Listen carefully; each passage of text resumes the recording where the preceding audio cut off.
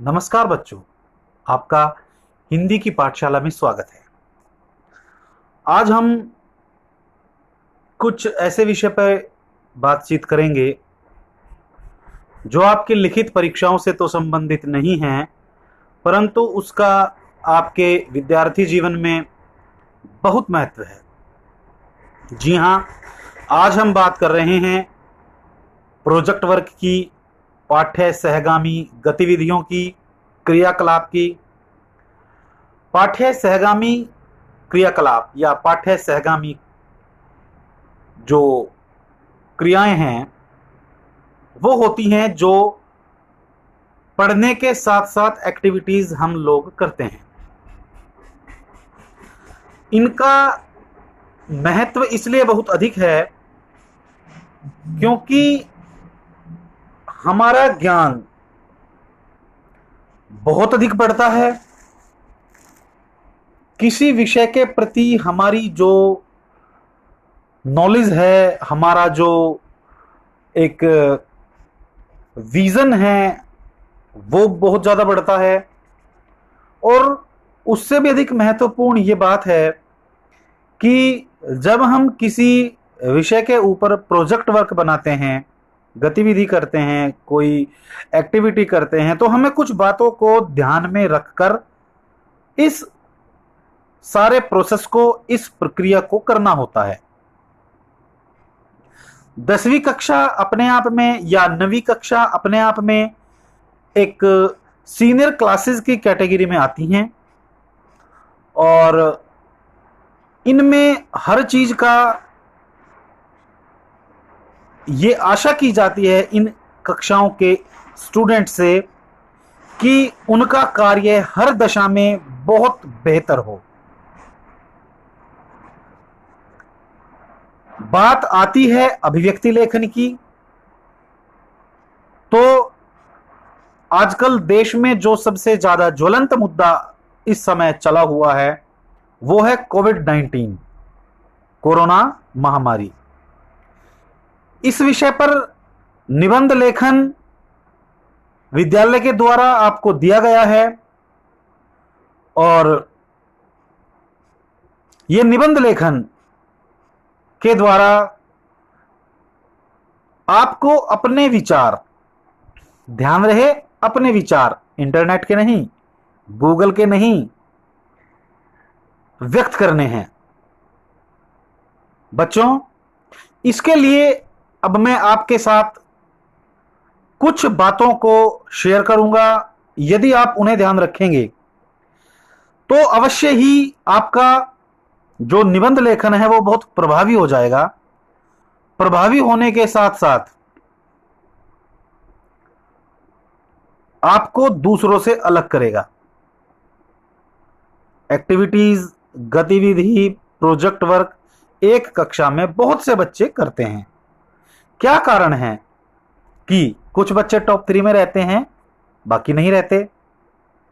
बात यह है कि सब बच्चे वही कार्य करते हैं, लेकिन टॉप 3 में आने वाले बच्चे उस कार्य को जरा सा अलग ढंग से करते हैं।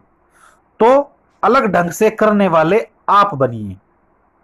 मैं आपको बोल रहा हूं कि मैं आपसे ये आशा करता हूं कि आप अपने विचारों को निबंध के रूप में इस प्रकार से रखिए कि उस निबंध को जो भी कोई देखे वो प्रभावित हुए बिना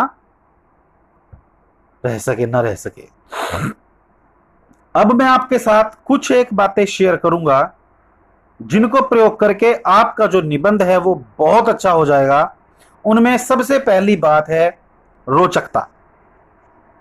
यदि आप अपने विषय को, अपने मन में उठ रहे विचारों को ज्ञान के आधार पर या जो आपने इधर उधर से नॉलेज ली है, अखबार से, गूगल से, नेटवर्क से, फेसबुक से, व्हाट्सएप से, उनको सबको देखिए कि इनमें कॉमन चीज क्या है और उस कॉमन चीज को अपने शब्दों में रोचकता के साथ प्रस्तुत कीजिए with the good arts of presentation. जब आप उसको करेंगे तो आप पाएंगे कि आपके द्वारा लिखा गया निबंध दूसरों से अधिक प्रभावी है। दूसरी बात, स्पष्टता। बात को घुमा फिरा के ना कहा जाए, सीधे तौर पे स्पष्ट शब्दों में कहा जाए। यह अपने आप में एक बहुत महत्वपूर्ण बात होती है कि जब हम बात को स्पष्ट तरीके से रखते हैं तो उस कही गई बात का, उस लिखी गई बात का महत्व हमारे जीवन में और अधिक बढ़ जाता है। फिर नंबर आता है विषय के प्रति पूर्ण ज्ञान, the complete knowledge about the topic. अगर आपका नॉलेज, अगर आपकी जानकारी, अगर आपके पास मैटर कुछ कम है तो यहां आपका प्रभाव समाप्त हो सकता है। प्यारे बच्चों, अब तो आपके पास समय भी है, साधन भी है। आप गूगल से, फेसबुक से, व्हाट्सएप से, मैगजीन से, समाचार पत्र से इस चीज का ज्ञान ले सकते हैं और उन्हें अपनी प्रभावी शैली में आप प्रस्तुत कीजिए। इसके बाद नंबर आता है अच्छे शब्दों का चयन। निश्चित रूप से अगर आप अपने निबंध के अंदर अच्छे अच्छे शब्द रखेंगे तो ये आपका एक मास्टर स्ट्रोक होगा। गुड वोकैबुलरी होने से वो चीज का इफेक्ट, उस चीज का प्रभाव बहुत बहुत बहुत अधिक बढ़ जाता है।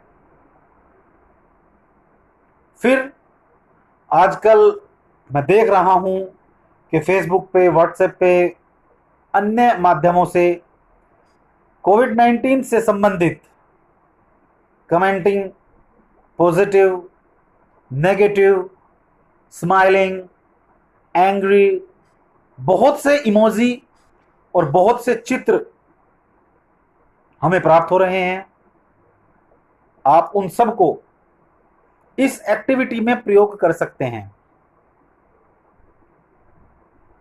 मेरा अनुमान है, बल्कि मुझे पूर्ण विश्वास है कि जब आप इन चीजों को प्रयोग करेंगे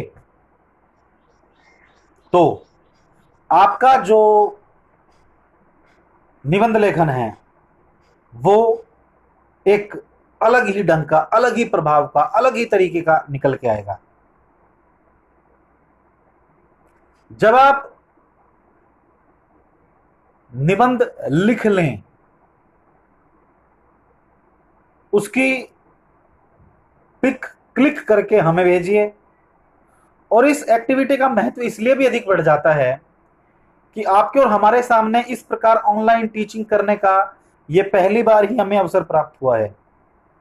तो हम खुद को ये भी देख लें कि इसकी कितनी महत्ता है, क्या रेस्पॉन्स है, कितने स्टूडेंट नियमित रूप से हमारे द्वारा दिए गए निर्देशों को सुन रहे हैं, पढ़ रहे हैं, मान रहे हैं, सीख रहे हैं, ताकि हमें इसमें सुधार करने का अवसर मिल सके, ताकि हम इस चीज को और ऊपर ले जा सकें, ताकि आपके अंदर जो छिपी हुई कला है वो बाहर आ सके। इन्हीं सब बातों को कहने के साथ ही मैं आपको शुभकामनाएं देता हूं इस प्रोजेक्ट के पूरा होने के लिए, और ईश्वर से यह प्रार्थना करता हूं कि ईश्वर इस महामारी को, जो विश्व पर संकट आया है, इसको जल्दी समाप्त करे। हम और आप पहले की तरह फिर कक्षाओं में पढ़ें। ये बात बेहद इम्पोर्टेंट है। और मेरे कहने से अपने अंदर जितने भी प्रतिभा है, जितना भी ज्ञान है, जितने भी शब्द हैं, उन सब के माध्यम से एक बार प्यारा सा निबंध, अच्छा सा निबंध लिखें और मुझे भेजें। मैं वेट करूंगा। तब तक के लिए घर में रहें, अपने बड़ों के द्वारा दी गई सीख का पालन करें। आपका दिन मंगलमय हो।